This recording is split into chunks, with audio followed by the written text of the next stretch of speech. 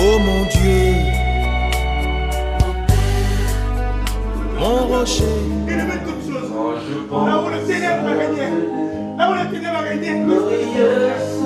Il a régné parmi nous ce matin. On connaît qui tu es. On est là où tu peux faire. Et donc la limite sur le terre. Dans la cœur de notre propre Seigneur. Une nouvelle alliance ce matin. Oh non. Tu connais ce qui s'est fait. Et il fait également. Et pour son nom, il est venu ici.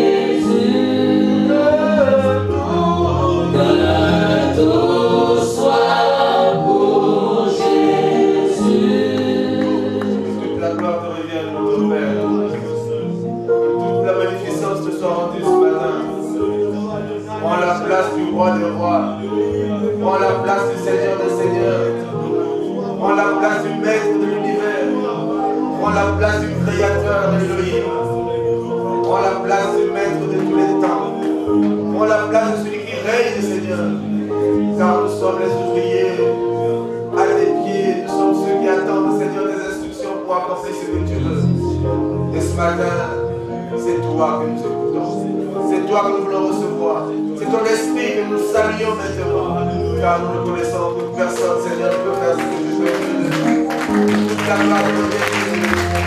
Toute la puissance, Seigneur, l'Esprit de Jésus-Christ. L'Esprit qui nous a sauvés. Et l'Esprit qui nous enseigne. Merci, Seigneur.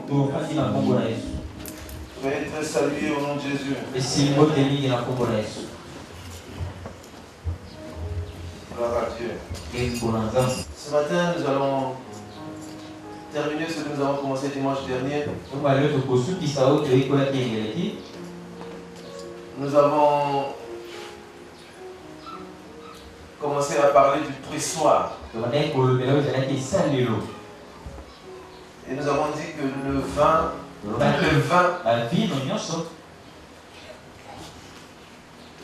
passe par un pressoir. Et la qualité du vin dépend de son pressoir. Et nous avons vu qu'à Canaan, Jésus avait utilisé un pressoir spécial. Aucun homme ne l'avait vu. Parce qu'ils ont vu juste de l'eau qui avait rempli les vases. Et lorsqu'on a demandé de goûter, cette eau était magnifique. Cette eau était excellente. Elle est devenue du vin. Et Dieu seul sait où était le pressoir. Alléluia. Amen. Mais dans cette histoire du pressoir, ce qui est important, c'est ce qui passe par le pressoir. Parce que le pressoir, c'est Dieu qui le choisit lui-même. Il choisit son pressoir par lequel il fait passer le fruit de la vigne afin d'en tirer le vin ou sinon le jus.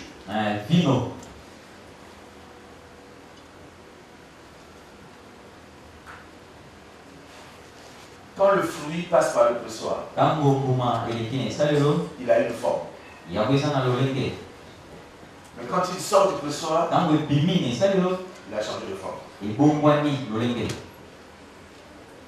Et la dernière fois, nous avons vu un pressoir qui était particulier, c'était celui de Anne. Anne est allée dans la présence de Dieu, pleurer pendant des années parce qu'elle avait besoin d'un enfant. Sa rivale l'a mortifiée. Et chaque fois, elle allait dire à son mari la douleur qu'elle ressentait. Mais le mari lui disait, mais est-ce que je ne vaux pas plus que des enfants? Mais elle voulait un enfant. Et sa rivale l'a mortifiée. On peut se poser la question, pourquoi Dieu avait permis cela? Mais c'est parce que Pénina était le pressoir de Anne. Parce que après que Anne soit passée par le pressoir, elle a eu le fruit qu'elle attendait. Et pas n'importe quel fruit. Le meilleur. Elle a eu qui Samuel. Et quand elle a eu Samuel, et quand celui-ci a été sévré, c'est-à-dire qu'il a eu, je crois en Israël, quand on sevrait un enfant, on attendait jusqu'à ce qu'il ait au moins 9 ans. Donc elle a amené cet enfant maintenant devant le sacrificateur. Elle a dit, je le prête à Dieu. Non, je le prête à Dieu. J'ai demandé un enfant. Tu m'as donné un fils. Et maintenant je te le prête. Et pour avoir prêté cet enfant à Dieu, le sacrificateur avait déclaré une parole. Et c'est ce que je disais ici dimanche.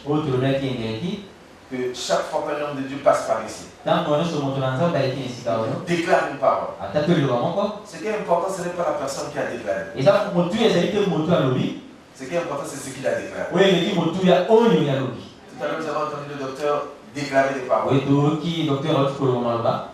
Celui qui prend ces paroles au sérieux, qui les saisit et prend pour lui, Il faut qu'il le vive. Parce que s'il ne le vit pas, donc Dieu est menteur. Or Dieu passe toujours par les prophètes. Mais les prophètes, ce n'est pas parce qu'on a un ministère prophétique. Mais on est la bouche de Dieu. Et c'est ce qui fait de nous des prophètes. Quand nous déclarons une parole, cette parole vient dans la vie de la personne. Et le prophèète Élie a déclaré une parole sur Anne. Et la Bible dit que Anne, non pas seulement elle avait eu Samuel, mais parce qu'elle est venue rendre Samuel à qui de droit, et qu'elle est restée sans enfant, la Bible dit que Dieu a exaucé la parole ou a accompli la parole de l'homme de Dieu, a donné encore à Anne des enfants, des filles et des garçons. Parce que beaucoup pensent que Anne n'a eu que Samuel. Mais lisez bien les Écritures, vous verrez que Anne a eu après. Tant qu'elle avait gardé Samuel avec elle,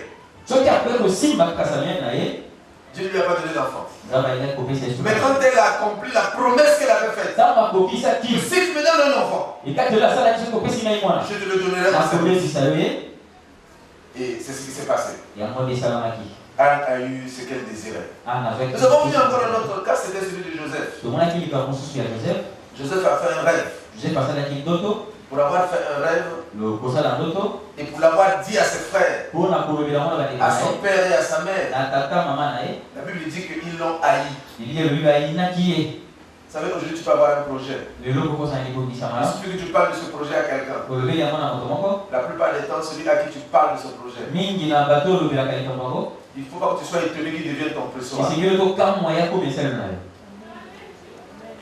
Pourquoi il deviendra ton pressoir?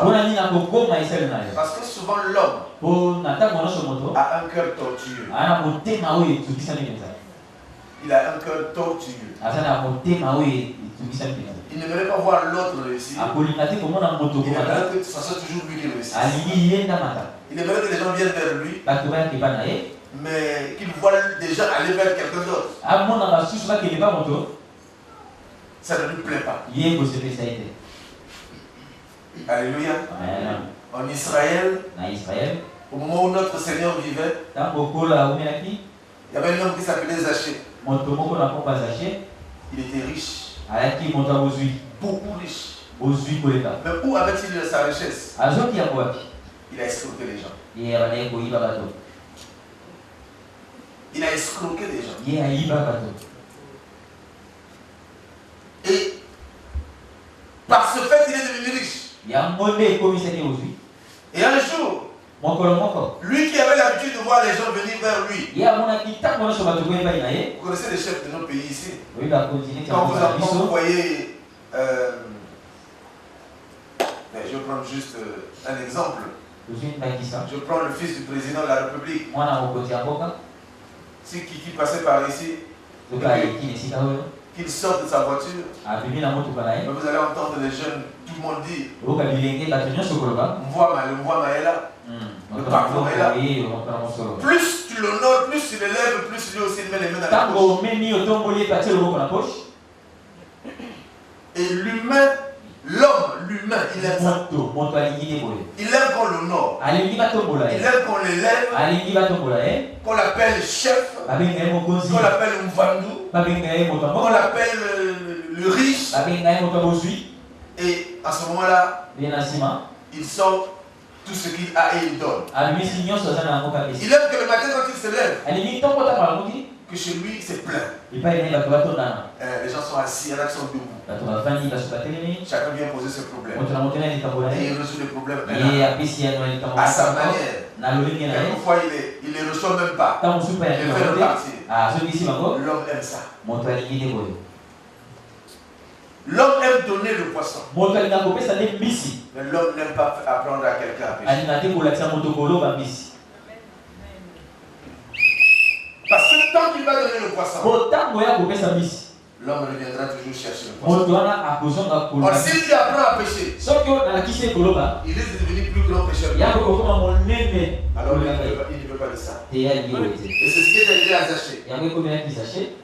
Un jour, il a vu dans la ville.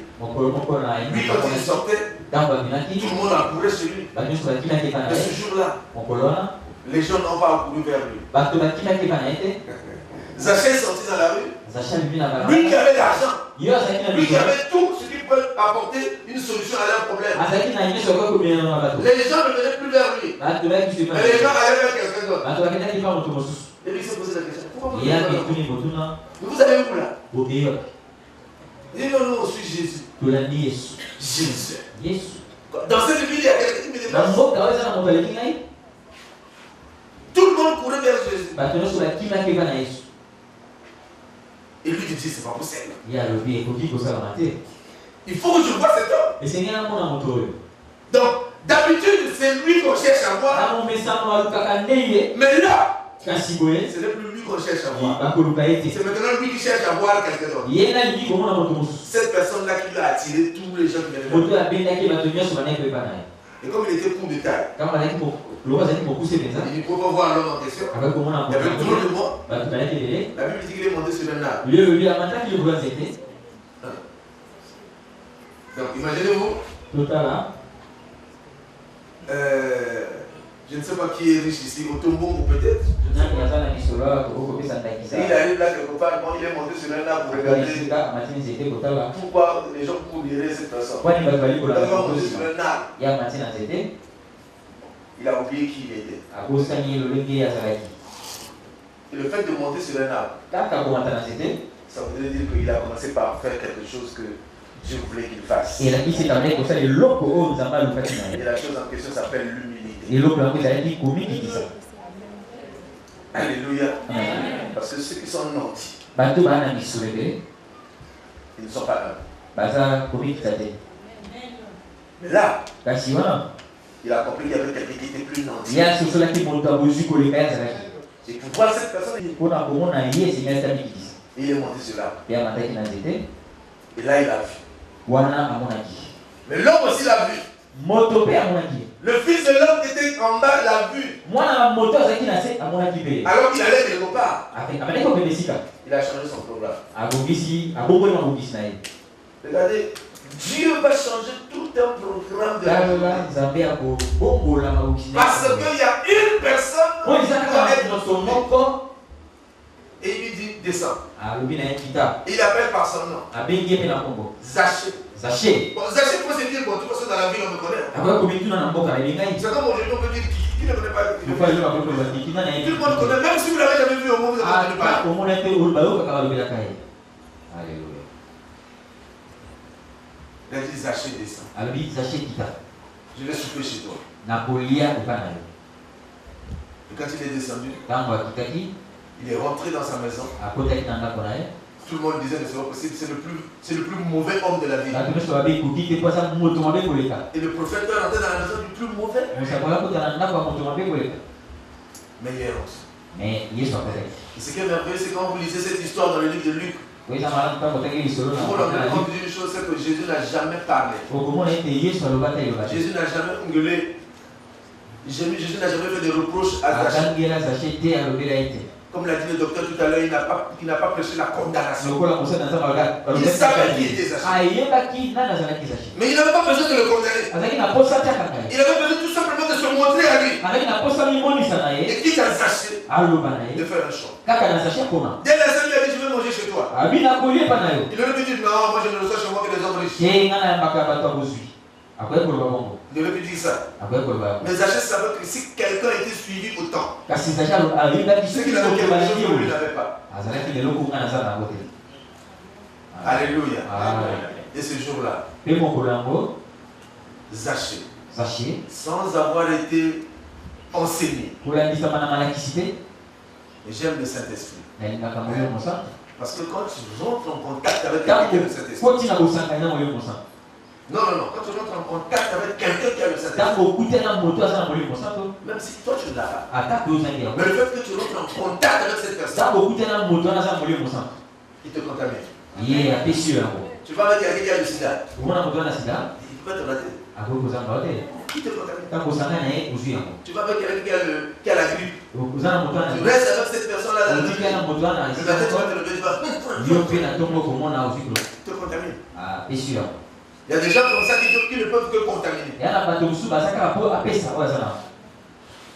Alléluia.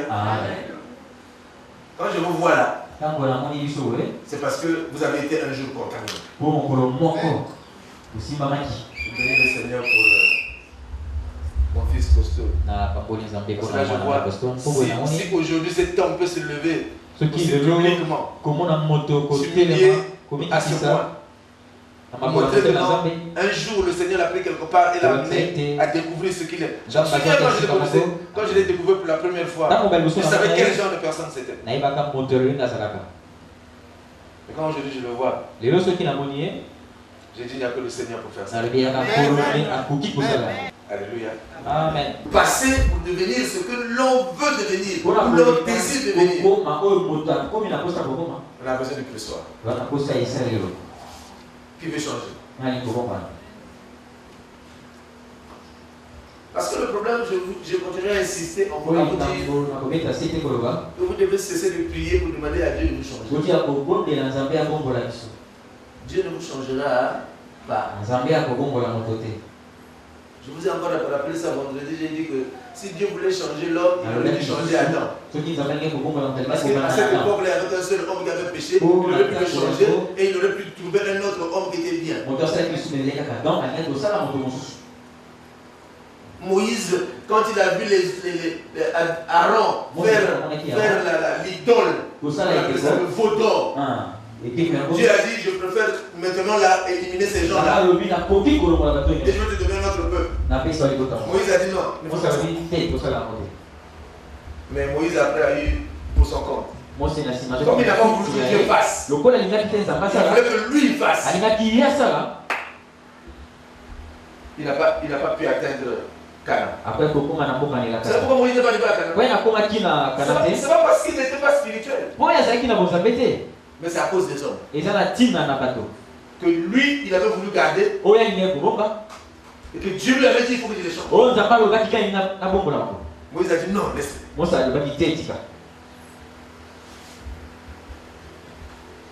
Et arrivé au chemin, il commençait à se rendre compte que c'était des gens qui avaient le cou raide. Vous savez ce que ça veut dire le cou raide? Hein? Vous lisez dans la Bible, vous savez ce que ça veut dire. Le cou raide. Quand tu dis pas à gauche, toi tu vas toujours à droite. Quand tu dis pas à droite, toi tu vas toujours à gauche. Le cou raide, c'est comme ça. Tu ne connais qu'une seule position. C'est-à-dire la position que tu as prise, c'est celle-là. Tu vas aller à droite, c'est à droite. Et pour ça, ce qui va arriver à ta gauche, c'est les désobéissants. Alléluia. Amen.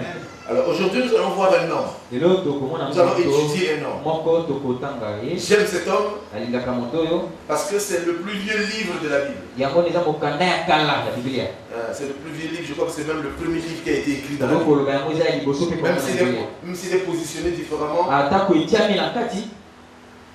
Et nous qui sommes passés par l'école, on nous a appris que c'est le plus vieux livre qui avait été écrit. C'est le livre de Jean.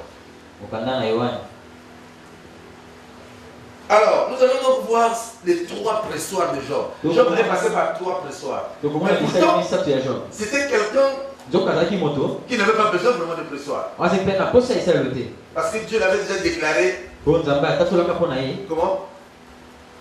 Qu'est-ce que Dieu avait dit de Job? Intègre. Juste. Vous imaginez ce qu'il avait besoin de passer par les pressoirs? Il était déjà juste. Intègre. Il était riche, multi-riche. Il avait besoin de quelque chose. Il avait des enfants. 10. 3 filles et 7 garçons. Les richesses, il avait les plus grandes richesses de la vie. Personne n'était autant riche que lui. La sagesse, il avait la sagesse. La crainte de Dieu, il avait la crainte. Pourtant, Dieu l'a fait passer par les pressions. Parce que toi, tu peux te poser la question. Pourquoi moi? Parce que j'entends souvent cette prière. Seigneur, qu'est-ce que j'ai fait? Pourquoi les choses n'arrivent qu'à moi? Alors toi, tu veux que ça arrive à qui?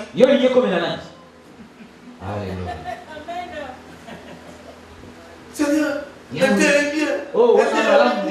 Mais pourquoi moi? Les gens qui sont méchants sont bien.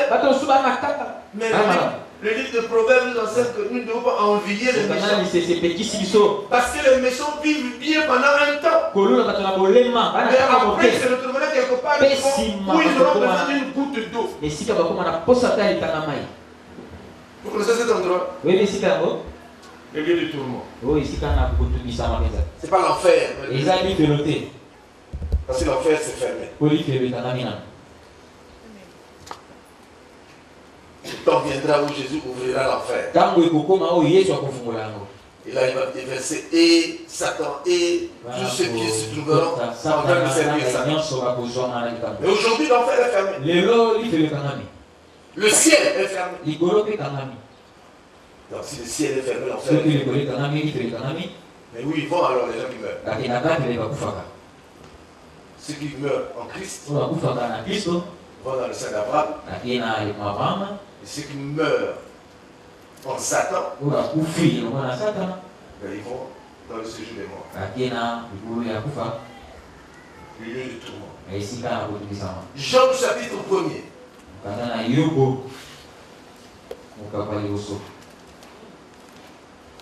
Il y avait dans le pays de Uz un homme qui s'appelait Job, et cet homme était intègre et droit. Il craignait Dieu et se détournait du mal. Quel qualificatif? Oui, quel qualificatif?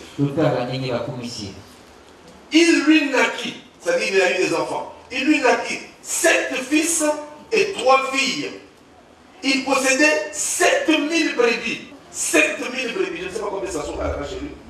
En tout cas, mais là, on parle de 7000 brebis.